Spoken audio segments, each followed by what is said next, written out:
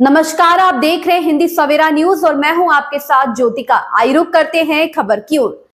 हर्ष रिछारिया ने वृंदावन से संभल तक सनातनी युवा जोड़ो पदयात्रा निकालने का किया ऐलान।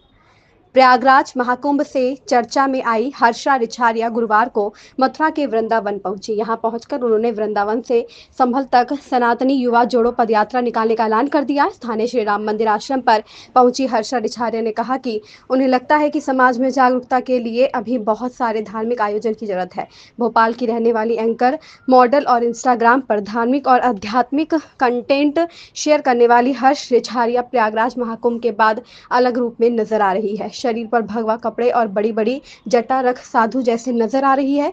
हर्षा रिछारिया ने गुरुवार को वृंदावन में कहा कि वह 14 अप्रैल से 21 अप्रैल तक पदयात्रा करने जा रही है। इस यात्रा के जरिए वह सनातनी युवाओं को जोड़ेंगी। हर्षा रिछारिया ने बताया कि 14 अप्रैल को वृंदावन के श्री राम मंदिर में पदयात्रा शुरू होगी। 175 किलोमीटर की यह पदयात्रा अलीगढ़ होकर संभल के लिए जाएगी। एक हफ्ते तक चलने वाली इस पदयात्रा की जरूरत पर उन्होंने कहा कि लगता है कि अभी समाज को जागरूक करने के लिए धार्मिक आयोजन की जरूरत है। बहुत युवा जागरूक हो रहा है, इसमें कोई संदेह नहीं है। इस धर्म में साधु संत हम जैसे युवाओं को निर्देश देते हैं, लेकिन फिर भी कुछ आयोजन की जरूरत रहती है जिससे हम सनातनी भाई बहनों को जोड़ते हुए आगे बढ़े।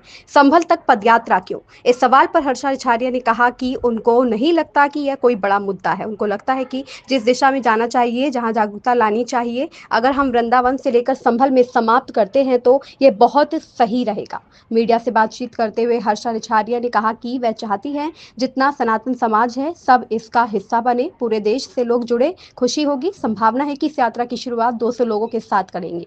इसके बाद यात्रा क्या रूप लेगी ये आने वाला समय बताएगा। प्रताप सिंह की रिपोर्ट।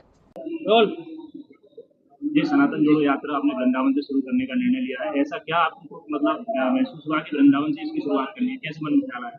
मैंने इस बारे में हर जगह के बारे में बहुत सोचा, बहुत ज़्यादा सोचा। मुझे लगता है मैं 1.5 महीने से इस बारे में पूरा डिसीजन ले रही थी, पूरा प्लानिंग कर रही थी कहाँ से कौन सी यात्रा सही रहेगी।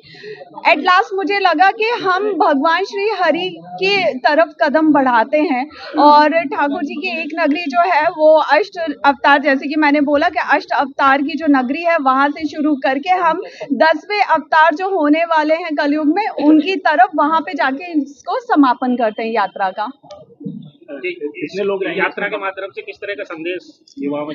यात्रा के माध्यम से पहली चीज मैं बहुत शांतिपूर्ण यात्रा निकालना चाहती हूँ। दूसरी चीज, इस यात्रा का जो उद्देश्य है वो यही है, ज्यादा से ज्यादा जो हमारे सनातनी युवा हैं उनको जागरूक करना, जो नशे के आदी हो रहे हैं, जो गलत दिशा में जा रहे हैं, उन सबको सही दिशा में अपने परिवार से जोड़ना। आजकल बच्चे ऐसा नहीं कि सिर्फ धर्म से विमुख हो रहे हैं, आजकल बच्चे अपने माता पिता से भी विमुख हो रहे हैं। यूं ही नहीं, वृद्धाश्रम में इतनी भीड़ लगती जा रही है, तो हमें उन्हें उनके परिवार से जोड़ना। मुझे लगता है कि एक बार बच्चे अगर अपने परिवार से जुड़ जाते हैं ना तो वो धर्म से अपने आप जुड़ जाएंगे। बोर्ड बिल पास हो गया लेकिन सनातन बोर्ड का गठन अभी तक नहीं हुआ, क्या कहेंगे? इसका निर्णय हम ईश्वर को लेने देते हैं। इस खबर में बस इतना ही। बने रहिए हिंदी सवेरा न्यूज के साथ।